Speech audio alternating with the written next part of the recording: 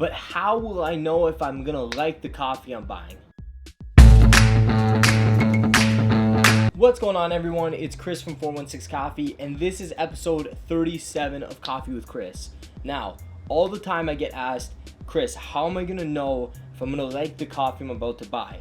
Now, obviously, there's blends that are year-round at most roasters, but a lot of times now we're buying single-origin coffee that rotates kind of seasonally. And yes, there's tasting notes and some information, but how am I really gonna know if I'm gonna enjoy the next coffee that I'm about to buy? So I have 3 super important factors that you have to consider when buying coffee, and that'll help guide you to know if you're gonna like what coffee you're gonna buy next.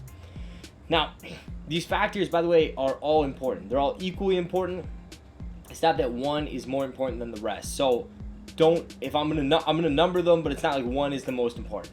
But the first thing you have to consider is roast profile. So obviously, we've been beaten over the head with this, but from light roast to dark roast, or less developed to developed, whatever language you want to use, you want to consider that when you're buying coffee. So if you're used to drinking something medium, you're probably not going to enjoy something super dark.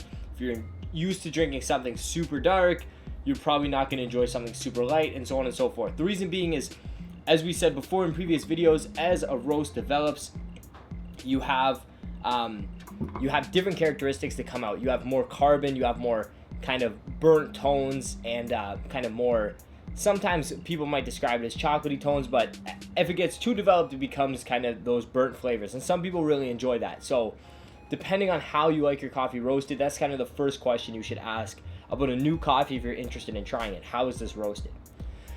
Question number 2 is the varietal.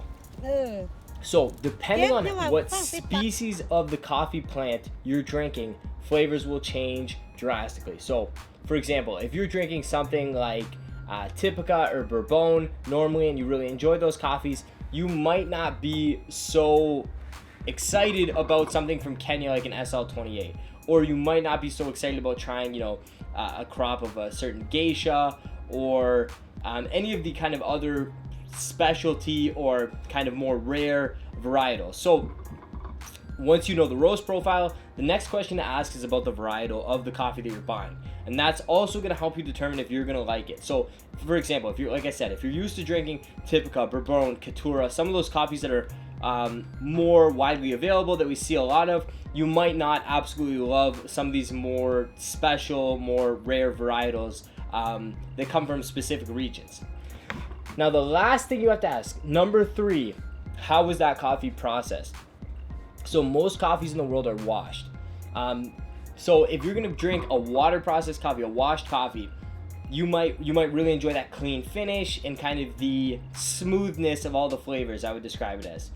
Now, if you jump from that, and let's say the roast profile is the same and the varietal is the same, but the coffee is natural processed, which means it's sun-dried, those coffees are gonna taste extremely different.